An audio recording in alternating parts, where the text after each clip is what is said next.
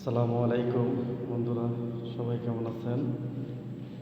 আমি আজকে আলোচনা করব যে bank set up, star set up আসলে আর কন্টেনমেন্ট আসলে আপনারা কীভাবে মানে টাকা হাতে নেওয়ার জন্য, হাতে পাওয়ার জন্য আপনি যদি অ্যাকাউন্টটা ঠিক করে না করেন বা ব্যাংক সেট আপ না করেন ঠিক করে, তাহলে আপনার টাকা হাতে আসবে না। তাই আপনি কী কী কাগজপত্র লাগবে ব্যাংক সেট আপ করতে, এইগুলো বলতেছি। প্রথমে ব্যাংক অ্যাকাউন্ট লাগবে, যে কোনো ডাচ বাংলা বা ইসলামী ব্যাংক, যে কোনো একটা ব্যাংক অ্যাকাউন্ট লাগবে আপনার প্লেয়ার অ্যাকাউন্ট করতে। তো দ্বিতীয়ত আপনার একটা টিন সার্টিফিকেট মনে করেন যে আমার টিন সার্টিফিকেট লাগবে। তো টিন সার্টিফিকেট আপনি যে কোনো কম্পিউটারে তুলতে পারবেন অনলাইনের মাধ্যমে। তো আপনার এই টিন সার্টিফিকেট তুলতে বেশি একটা খরচ লাগে না, 50 টাকা হলে তোলা যায়।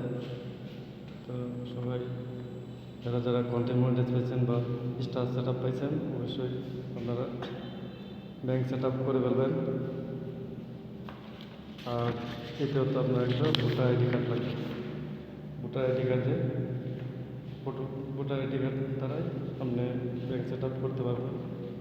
এই এই তিনটা জিনিস লাগবে: তো ব্যাংক অ্যাকাউন্ট, 2 নম্বর হচ্ছে টিন সার্টিফিকেট, 3 নম্বর ভোটার আইডি কার্ড।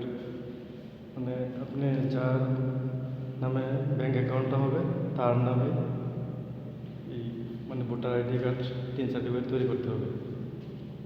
তাহলে আপনার মনে করেন ব্যাংক সেট আপ করতে সঠিক হবে।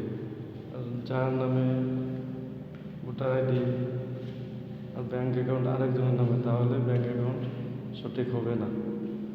তাই প্লেয়ার অ্যাকাউন্ট করতে যার নামে ব্যাংক অ্যাকাউন্ট থাকবে তার নামে ভোটার আইডি, টিন সার্টিফিকেট তৈরি করতে হবে। তো আপনার এই ভিডিওটি ভালো লাগলে সবার মাঝে বেশি বেশি করে শেয়ার করে দেবেন। সবার জন্য শুভকামনা, ভালোবাসা হলো। আর যারা মনে করেন যে সেট আপ করতে পারতেছেন না, তারা অবশ্যই আমার সাথে যোগাযোগ করতে পারেন। আমার হোয়াটসঅ্যাপ বা ইমো নাম্বার দেওয়া আছে কমেন্ট বক্সে, আপনারা আমার সাথে যোগাযোগ করতে পারেন। তো আমি ইনশাল্লাহ আপনাদের player set up, star set up আসলে আমি সেটিং করে দিতে পারবো। তো আপনারা যোগাযোগ করেন। আসসালামু আলাইকুম।